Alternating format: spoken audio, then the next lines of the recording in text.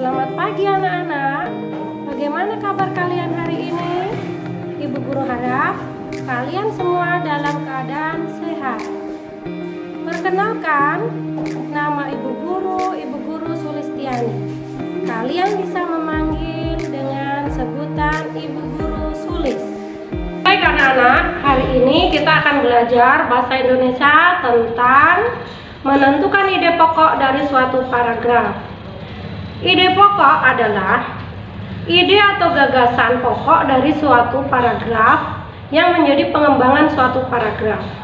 Ide pokok sama artinya atau kata lain dari ide atau gagasan utama. Ide pokok terdapat pada kalimat utama dan setiap paragrafnya hanya memiliki satu ide pokok. 5 langkah dalam menentukan ide pokok. 1. Baca seluruh paragraf dengan cermat. 2. Cermati kalimat pertama hingga akhir. 3. Baca kalimat demi kalimat sampai kamu menemukan ide pokok paragraf. Dalam suatu paragraf, ide pokok biasanya terletak di awal, di akhir, atau awal dan akhir suatu paragraf. Tandai ide pokok tiap paragraf. Dan yang kelima, tandai info penting dalam setiap paragraf. Simaklah teks berikut ini. Teks tentang tanaman jagung berikut ini. Bagaimana jagung berkembang biak? Jagung merupakan salah satu tanaman yang dijadikan bahan makanan pokok di berbagai negara. Salah satunya di Indonesia.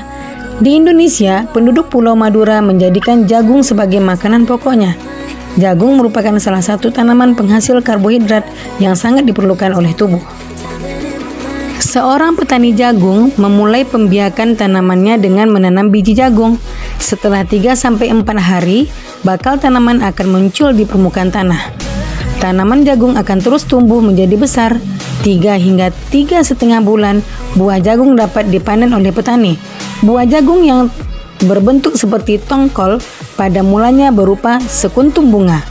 Bunga jagung memiliki helai-helai rambut halus pada bagian ujungnya. Pada helai rambut tersebut terdapat tepung sari. Tepung sari akan terbang terbawa angin. Ketika angin bertiup, tepung sari yang terbawa angin sebagian akan jatuh di kepala putik yang terletak di bagian bawah bunga pada pohon jagung yang lain. Ketika itulah terjadi pembuahan.